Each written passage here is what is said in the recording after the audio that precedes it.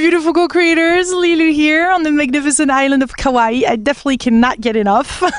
And this is another beautiful co-creator that I just met. It was Francesco. Hello. Hello, Lilu. Thank you so much for this opportunity. This is beautiful. Thank you. I really feel the energy of this land and your own energy and your commitment to help this world and to assist it, I should say. And you're a Qigong instructor, author, entrepreneur. You have done so much, and you have planted all these trees around. These are your babies. These are the babies everywhere. Everywhere. Yeah. Yeah. You know, sometimes we get called to come to a place and we don't always know why. And this land here was brought to me in the rain. Imagine a rainy, cold day, as cold as it could be on Kauai. And my friend said, you must look at this place. And I saw through the rain. I saw through the cow pasture. I saw through it. And somewhere under there, I saw this botanical garden healing space. You don't know why. How can you see these things, you know? But I was so grateful because that's the vision that was in this land. I find out later from some kumu hula, which is a hula teachers on the island, they told me that this land was blessed many, many years ago before the cow pasture, that it would be used for healing because that was the ancient intention of this place. How do we know these things? What is it in our heart that has that voice that tells us? And this is what we sometimes forget to trust, yeah? What's extraordinary about your journey is that you were able to combine, you have created successful companies and businesses that are supporting the school system, as we were talking about, organizations through software and through bringing community together. And I just love that you're living in this new paradigm. You're an example of how we can integrate everything, healing, helping, connecting. Tell us more about that vision that you have, like really the deep part of that vision. Yeah, it's interesting, huh? Because we think if we're in non-profit, we can't make a profit. We think if we're in this world and we have to do something spiritual and something good, that it has to be without money.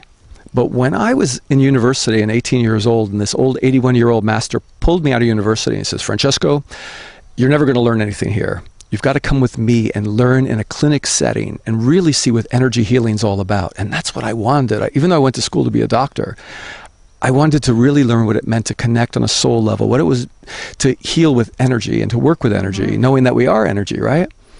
All of a sudden I go to Hawaii. This was in the 70s, 18-room mansion on the beach, 400 feet of beachfront property. And I'm thinking, this doesn't look like a scarcity-based fear model of healing. This looks like you can do it all. And so having that teacher really show me, you need to do it with abundance, and it can't be just words.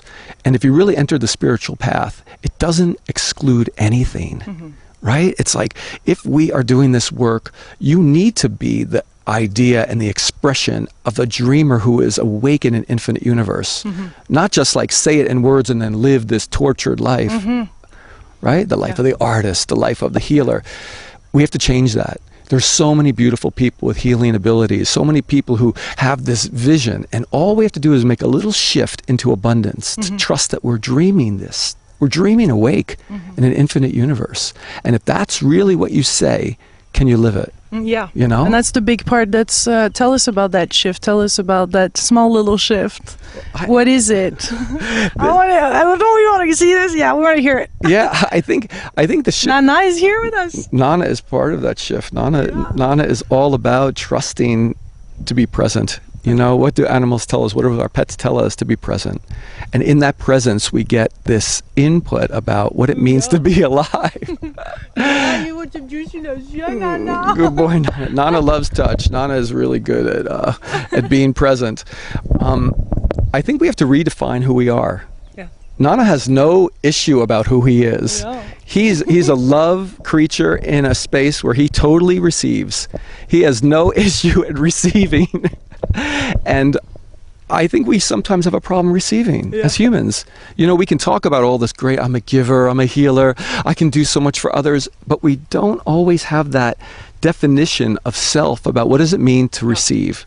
If we live in an infinite universe, that means we have total access to this infinite resource around us. Some cultures call it chi, like China, and in Hawaii we call it mana, in India prana. All these different ideas that say we are living in an infinite universe. I love it. There's so much love in this kawaii interview. Nana boy. So how do we shift that in ourselves? You know, how do we say, okay, it's not just the words, it's not just some kind of spiritual game I'm playing, it's not just some theory, but it's something where I am willing to redefine myself and say, yes, I am energy. Not just here, but here. And as energy, what does the quantum physicists tell us? We are integrally connected to every atom in the universe. Yeah, that's what they're saying, and that's what the spiritual masters have been saying for centuries, millennia. So how do I incorporate that into every day? And I think it's a daily redefinition of self to say, yes, I am dreaming awake. That's what the quantum physicists have always said, that the observer affects the outcome of the experiment. Guess what? This is an experiment. How are we doing in this experiment? You know? And if I affect the outcome of this experiment with just my participation, just my presence, just my consciousness, then I've got to be responsible for every thought I carry, every lick I make, everything I do becomes part of this dreaming. And I'm awake in this dream. And I think that's the biggest thing. When we get that, and it's not just words, but it's truly to say, I live in a choiceful universe. I live in a choiceful, abundant universe. And by making that choice and to choose, wow, I'm going to accept that part of being energy. I'm going to part of being an energetic consciousness in an infinite consciousness. It's not separate from me. It is me. It is. This is so wonderful, so wonderful conversation, and so helpful. And I already feel the shift in me just hearing this, and I'm sure people watching. So we know that, and there is those blockages. We need to. What do we need? Is there some practices? I know you instruct Qigong. Tell us about what's happening with the Qigong, for example, that makes you, because it feels like we still need to remind ourselves, and there's some kind of discipline that need to take place. I think so. I want people to always feel that you already are born with this intelligence, with this mastery inside you. You know, that shaman is alive and well inside each of us. We're the masters. We are the masters, but we go outside for inspiration. And I really want people to get into that place where they stop having to look outside for an answer or a solution or a technique. Yeah, there are answers and solutions and techniques, but only in the sense of opening us up and redefining what we've held as a belief system. Because I think the one real thing we need to shift us, which helps so many people, and it's so simple we forget, is gratitude. All right? What does that mean? It means when I meet that edge of trust, when I get to that place where I meet a frustration or a disease or some kind of a limit or a lack of confidence or a problem, we tend to meet it with, what's the solution? How do I fix this? How do I deal with managing that anger? How do I overcome this fear? None of it says to me, thank you for showing me this edge. And when we have that gratitude, all of a sudden brings us into presence, and when we come into presence, we access that power. So I think that's the biggest technique we need to learn. And Qigong and exercises like that are really about bringing us into presence. Somebody loves you. Nana. Nana's representing all your viewers. Everybody who appreciates what you're doing. It's really funny. That's the gratitude flowing. Nana is full gratitude. Nana is, you give him a little piece of chicken, and he's in total gratitude. Tell us how you met Nana. Nana was a little blessing because here on this big property right up against a state forest with lots of wild pigs and wild animals, we needed somebody to kind of be that guardian of keeping the pigs from ruining the gardens. And so I went to the Humane Society and I stood in front of like 50 cages, you know how it is in those Humane Societies, and I started talking really calm. And I talked to all of them. I said, okay, this is a job interview, you guys. And we have a really important job available up at Kahuna Valley, if you're willing, and who's willing. And they were barking, and slowly they started stopping barking. Stopping barking, stopping barking, stopping barking. And who didn't stop barking? Nana, as I kept talking about the pigs, and you're not going to get any sleep at night, and it's going to really be a focused, present, spiritual journey.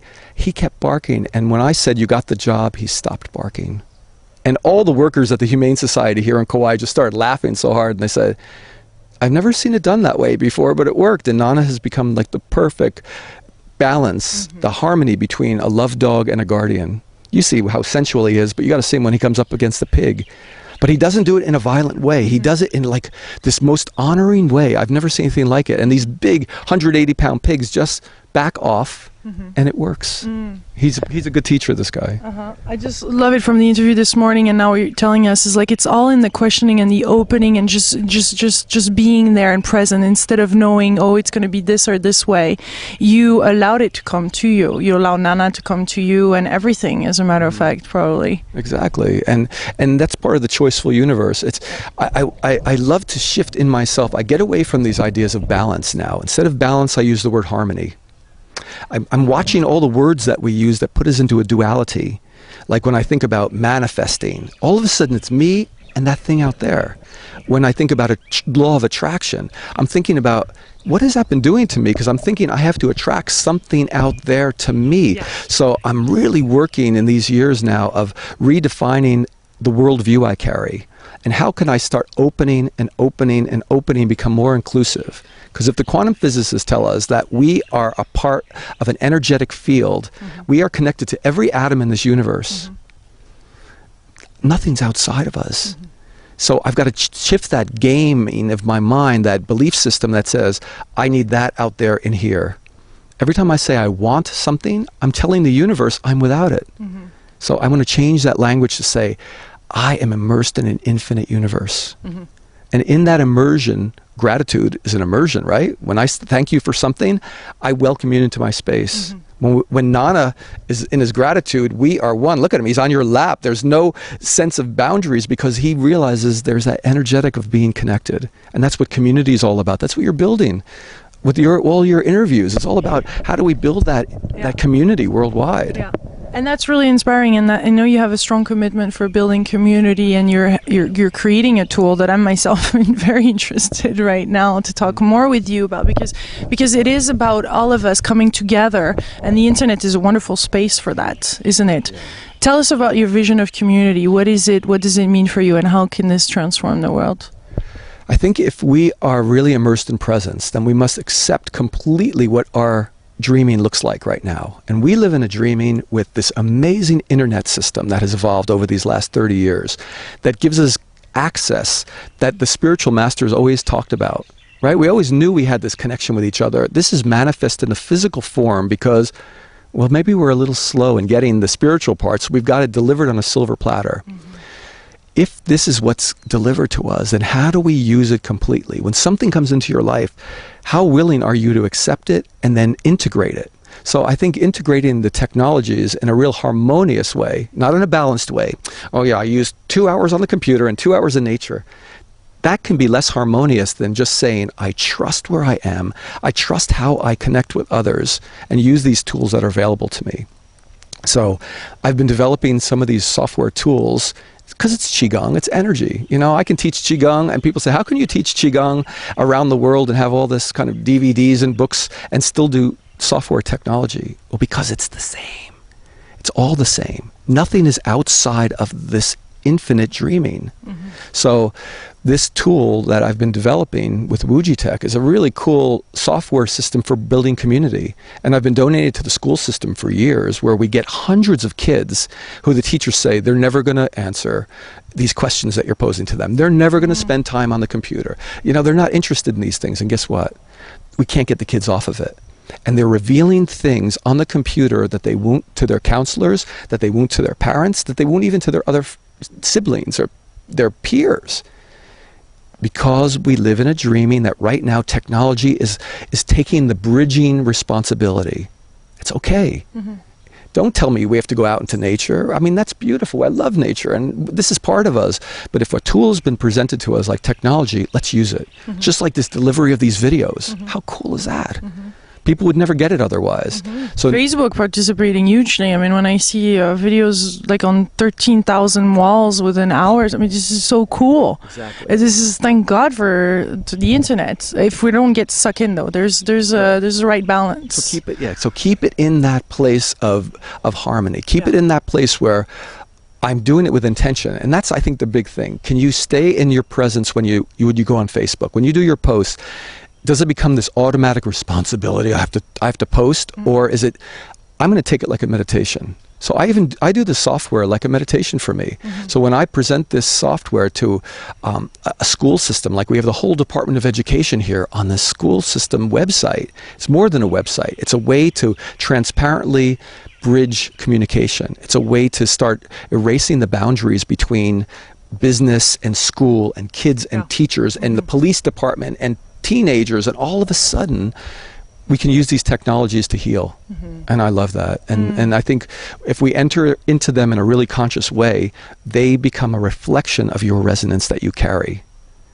So the resonance that Lilu carries in what you do every day is what comes out in the videos. It's what comes out in your web offerings. That's what we all have to remember. Just like, remember Masaru Emoto from Japan did with water. He came to this place actually, and he loved the water here at Kahuna Valley.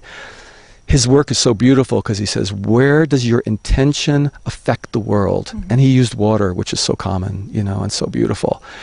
Our prayers, our intentions change the way water freezes and the crystalline formation it creates. We're 75% water, you know, every plant is water. How do we look at our intention? What is your prayer, your deepest prayer, intention?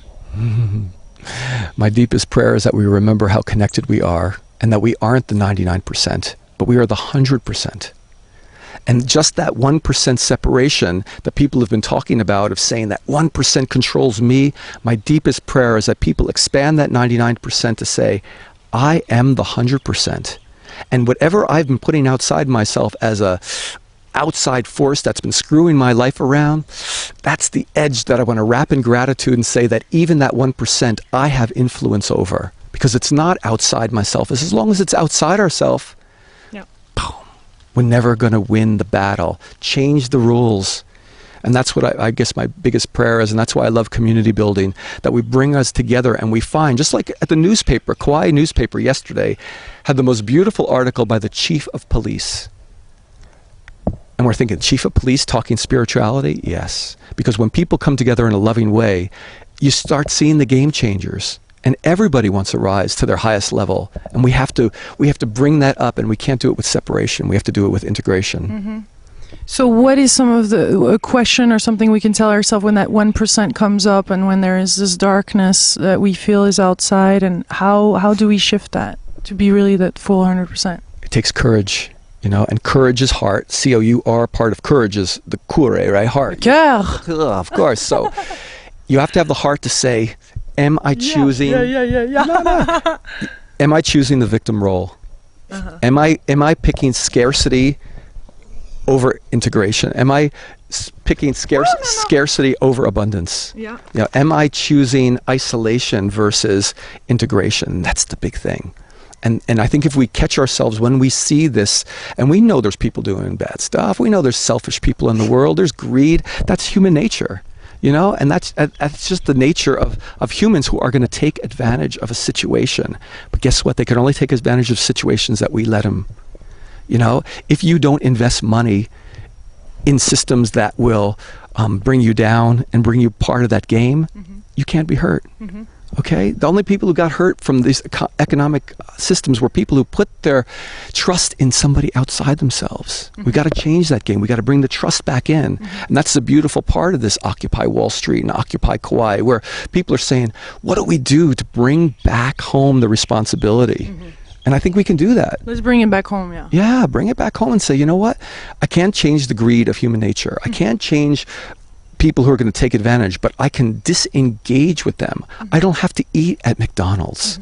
I can't complain about them and make them the bad guys. They're doing what they're doing, and it's going to serve the people who want to support them. But I can make choices to pull back that responsibility into my presence, into my joy, into my love and compassion. And if we all do that, I think we can really bring democracy back to a whole nother place. But it's to say, I am energy. This is all a dream. This is all energy. And I can affect this. I influence that energy with everything I think, eat, speak, feel, hold in my spirit. Thank you, Francesco. That was amazing. What an empowering, inspiring conversation. Thank you. Thank you, Lilo. Thank you for being who you are. And thank you, Nana, for being who you are. Nana, thank you, Nana. Love you, Nana. Isn't he awesome? Oh, yeah. No, Nana. Well, much love, my beautiful co-creators from beautiful Kauai. Another juicy video. Please make sure you share these. This is awesome. Thank you for your support, love, and creativity. Bye. Thank you.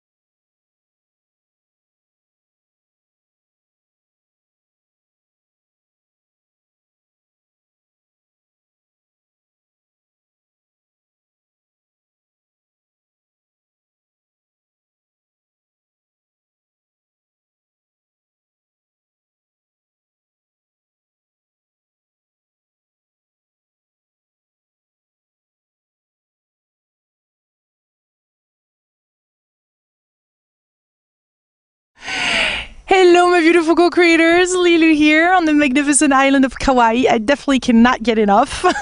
And this is another beautiful co-creator that I just met. It was Francesco. Hello. Hello, Lilu. Thank you so much for this opportunity. This is beautiful. Thank you. I really feel the energy of this land and your own energy and your commitment to this place. How do we know these things? What is it in our heart that has that voice that tells us? And this is what we sometimes forget to trust, yeah? What's extraordinary about your journey is that you were able to combine, you have created successful companies and businesses that are supporting the school system, as we were talking about, organizations through software and through bringing community together.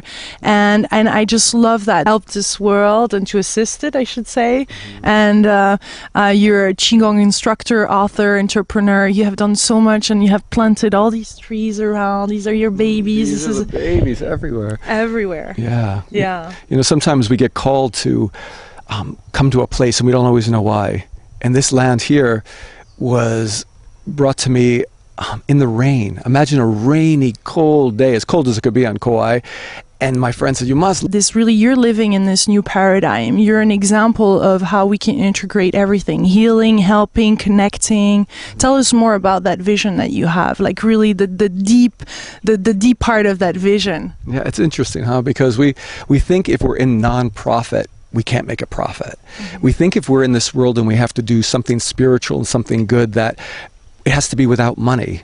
But when I was in university and 18 years old, and this old 80, look at this place, and I saw through the rain, I saw through the cow pasture, I saw through it, and somewhere under there, I saw this botanical garden healing space. You don't know why. How can you see these things, you know? But I was so grateful because that's the vision that was in this land. I find out later from some kumu hula, which is a hula teachers on the island, they told me that this land was blessed many, many years ago before the cow pasture, that it would be used for healing because that was the ancient intention.